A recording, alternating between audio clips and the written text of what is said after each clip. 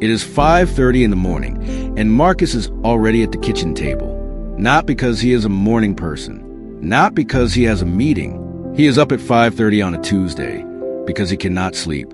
Again, he pulls up his bank account on his laptop, and the number stares back at him. $847. His rent is due in 4 days. He has student loan auto pay coming out on Friday. He earns $58,000 a year. He works 40 hours a week, sometimes more. He has been doing this for 6 years. And yet, there is $847 in his account. Not because he is irresponsible, not because he is lazy, but because nobody ever told Marcus the truth. The real truth about why his salary is never going to make him wealthy, and what actually will. Most Americans are told the same story from the time they are old enough to listen. Go to school, get good grades, land a solid job with a reliable salary, work hard, say what you can, retire comfortably. It sounds reasonable. It sounds like the way things work. But here's the part they leave out.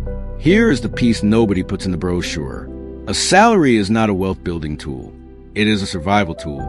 It is designed to keep you going, to cover your expenses, fund your lifestyle, and maybe leave a little at the end of the month if you are disciplined enough. But it is not, and has never been, the vehicle that builds real, lasting generational wealth. And the Americans who understand this, who figure this out before they are 60 years old, they live an entirely different financial life from everyone else. Across the country right now, millions of people are doing everything they were told to do. They are showing up. They are earning decent incomes. The U.S. median household income sits at over $83,000 a year. That is more money than most of the world will ever see. And yet research from the Federal Reserve shows that the bottom 50% of American households hold less than 4% of the nation's total wealth combined. 4%, half the country. So the income is flowing in. The money is arriving every 2 weeks, sitting in accounts, running through budgets. But it is not becoming wealth. It is becoming expenses. It is becoming lifestyle. It is becoming the life that looks okay on the outside, while the bank account tells a completely different story at 5:30 in the morning. Marcus is not the exception. Marcus is a rule. He did everything right by the script he was given. Studied hard, graduated, got the job, got the raise after 3 years, got another raise 2 years after that. And every single time his income went up, the life around him expanded to match it. Better apartment, car upgrade, better phone, more dining out, more subscriptions. The lifestyle kept pace with the salary, so precisely that by the time he opened his laptop in the dark this morning, the numbers had barely moved his favor in 6 years of solid work. This is what economists call lifestyle inflation, and it is one of the most efficient traps ever built. Because it does not feel like a trap. It feels like progress. So what is the truth? The real, honest truth that changes everything? The truth is this. Your salary is trading your time for money, and time is the one resource that does not grow back. Every hour you trade, you get paid once, it gets taxed, and then it is gone. Wealth does not come from money you trade time for. Wealth comes from money that works while you are not working, from assets that generate income, from investments that compound, from ownership of things that appreciate, grow, and produce returns whether you show up on Monday or not. Wealthy Americans do not live off salaries. They live off assets. And the gap between understanding that and not understanding it is the gap between $847 on a Tuesday morning and the kind of financial security that lets you sleep. Reason 1. Before you see a single dollar, the government sees it first. Here is what nobody walks you through when you accept a job offer. That $58,000 salary Marcus earns, by the time federal income tax, Social Security, and Medicare come out, he is taking home somewhere around $42,000 to $44,000 a year in most U.S. states. Add state income tax if he is in a state that charges it, and that number drops further. He went to work for $58,000 and came home with $42,000. That gap, $16,000, is gone before Marcus buys a single coffee, before he pays a single bill, before he makes a single decision. He never even got to choose what to do with it. The tax code in America is specifically designed to tax earned income, salary, at higher rates than investment income. Long-term capital gains from investments are taxed at 20% or less for most people, while ordinary income can reach 22, 24, 32%. The system is not neutral. It actively rewards owning assets over working for wages. Reason 2. What is left after taxes gets claimed by life before you can claim it first. After the government takes its share, Marcus brings home roughly $42,000. Now, rent takes $12,000 of that per year. His car, payment, insurance, gas, takes another $7,000. Groceries, utilities, phone, internet, another $8,000. Student loans, $4,000. Before Marcus has made a single discretionary choice, $31,000 of his $42,000 is already allocated. He has $11,000 left to cover everything else: clothing, medical bills, emergencies, entertainment, socializing, eating out, the occasional trip. And if he is trying to save anything meaningful from what remains, he is fighting against a system that consumed over 70% of his take-home before he had a say. This is not a Marcus problem. The Federal Reserve's own data shows that more than 1/3 of American households spend more than they earn in any given year. Expenses are not just high. They are structurally set up to consume income before savings can happen. Reason 3. Your salary stops the moment you stop. Wealth does not. This is the one that changes everything when it finally clicks. Think about what a salary actually is. It is an agreement. You show up, you perform, you get paid. You do not show up, injury, layoff, burnout, a family emergency, a pandemic. You do not get paid. The income is entirely dependent on your continued participation. Your body has to show up. Your mind has to show up. Your time has to show up every single time. Now think about what an asset is. A rental property generating rent every month. An index fund compounding in the background. Dividends being deposited quarterly. A business running with systems in place. These things generate money without requiring your daily presence. Federal Reserve data confirms what the wealthiest Americans have always known. The top 10% of households hold over 2/3 of the nation's total wealth, and the bulk of that wealth is not in salaries. It is in stocks, real estate, and business equity. They are not working harder. Their assets are working for them. Sarah understood all 3 of these things by the time she was 26. She heard the same story growing up as Marcus. Same schools, same advice, same script. But somewhere along the way she read something, listened to something, talked to someone, and a switch flipped. She understood that a salary was not the destination. It was a starting capital. It was a fuel you use to build something that would eventually not need you. She took her first job out of college earning $42,000 a year, and she made one decision that Marcus never made. Before she spent anything, before rent, before food, before anything, she moved money into an account she did not touch. Not a lot, not perfectly, but consistently. And she used every raise not to upgrade her lifestyle, but to increase how much she was building. 6 years later, Sarah and Marcus are the same age. They have been earning similar incomes. But Sarah has something Marcus does not. She has assets, and those assets are beginning to work. This is not about blame. This is about the information we were never given. It would be easy to look at Marcus's situation and say he made bad choices, but that misses the point entirely. Marcus made the choices he was taught to make. He followed the plan he was handed. Nobody in his school explained the difference between earned income and passive income. Nobody showed him how the tax code works against salary earners and in favor of investors. Nobody explained that lifestyle inflation is silent and nearly invisible until it's been running for 6 years, and you are sitting at a kitchen table at 5:30 in the morning wondering how $58,000 a year leaves you with $847. The information gap is the problem, and that is exactly what we are here to close. So what actually builds wealth? 3 things. And none of them require a 6-figure salary to start. Wealthy Americans do not have one secret.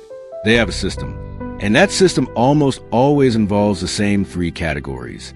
Investing in assets that grow in value over time. Creating or acquiring income streams that pay you whether you work or not. And using the tax code strategically rather than paying full freight on every dollar you earn. The richest 10% of Americans own almost 90% of all stocks and mutual funds in the country, according to Federal Reserve data. They are not smarter than Marcus. They started doing something differently. And the thing they started doing is available to Marcus right now.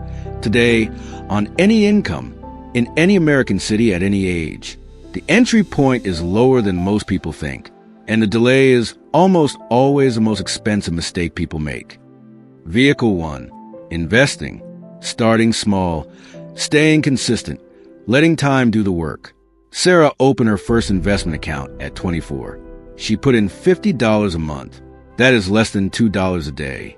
She invested it in a broad index fund, a simple investment that mirrors the overall performance of the American stock market.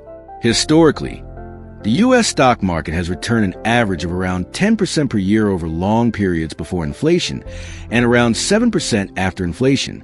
She did not try to pick winning stocks. She did not watch financial news every morning. She just put in $50, set to automatic, and went back to her life.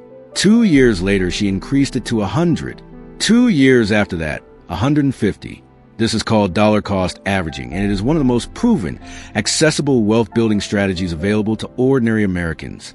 Time is the ingredient that turns small, consistent contributions into significant wealth. The earlier you start, the less you actually need to contribute. Vehicle 2. Income-producing assets. Money that pays you while you sleep. There's a difference between owning a car and owning a rental property. A car depreciates the moment you drive it off the lot.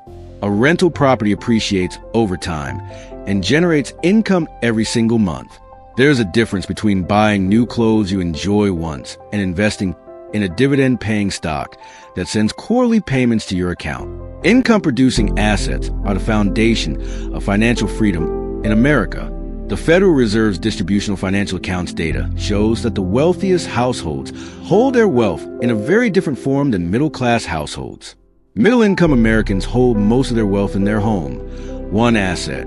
The top 10% hold their wealth spread across stocks, business equity, real estate, and investment accounts, multiple assets generating multiple income streams simultaneously. Sarah does not own rental property yet, but she owns REIT shares, real estate investment trusts, which allow her to invest in real estate without the landlord responsibility, and they pay her quarterly income. Vehicle 3. Using the tax code like wealthy people actually do. This is the one Marcus had no idea about. While he is paying 22% federal income tax on his salary, plus Social Security and Medicare on top, Sarah has been routing money into a Roth IRA.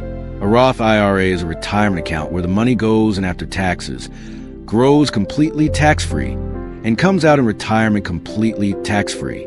She is also contributing to her employer's 401k up to company match. That is essentially a 100% return on that portion before the market even moves. The tax advantage alone is one of the most powerful and most underused wealth-building tools available to ordinary Americans. And it requires no special connections, no high income, no financial advisor. It requires only the decision to use an account that has been available to every working American for decades. Marcus has been leaving this money on the table for 6 years without knowing it existed. These 3 vehicles are not the whole story, but they're the beginning of it. Investing consistently, building income-producing assets, using tax-advantage accounts. None of these require becoming a financial expert. None of them require a trust fund or a wealthy family. None of them require a salary above what Marcus currently earns. What they require is a shift in how you see money arriving in your account. For most Americans, salary arrives and immediately becomes spending. For the people building real wealth, salary arrives and a portion of it immediately becomes an asset. It gets put to work. It starts compounding. It starts generating returns. It starts building something that the next paycheck does not have to start from scratch. That shift, from seeing income as spending money to seeing it as building material, is the most important financial decision most Americans never make. Until they do, and then everything starts to move differently. So what does Marcus do? What do you do, starting this week, on whatever income you currently have? Step 1. Open a Roth IRA this week. Not next month. Not when you feel ready. Go to Fidelity, Vanguard, or Charles Schwab. All offer free accounts with no minimum balance requirement. and open a Roth IRA. You can start with $20. The account matters more than the amount, because the moment money goes into that account, it begins its tax-free journey. Step 2. Contribute to your employer's 401k, at least up to the company match. If your employer matches 4%, contribute 4%. That is 100% return on that money before the market moves a single point. Leaving it on the table is the equivalent of turning down free money every single pay period. Step 3. Open a brokerage account and start a monthly contribution to an index fund. $50, $100, whatever your honest number is. Set it to automatic, and then do not touch it. Step 4. Stop letting lifestyle inflation eat every raise before you can use it. The next time your income goes up, whether it is a raise, a bonus, a side income, anything, make the decision before the money arrives. Decide that 50% of every income increase goes to building, not living. Not all of it, just 50%. The other 50 can upgrade your life, but the first half gets redirected toward an asset before your lifestyle has the chance to claim it. This is how Sarah grew her investments from $50 a month to a number that now generates quarterly income on its own. Not because she earned dramatically more than Marcus, because she decided every single time money arrived that a portion of it had a different job. It was not spending money. It was building material. And over 6 years, that building material has turned into something that generates income without her having to show up anywhere. Marcus put his coffee down that morning, and he did something he had never done before. He opened a new tab, not his bank account, not Instagram, not the news. He searched for how to open a Roth IRA. He had heard the term before and dismissed it as something for people who had extra money. He did not know there was no minimum balance.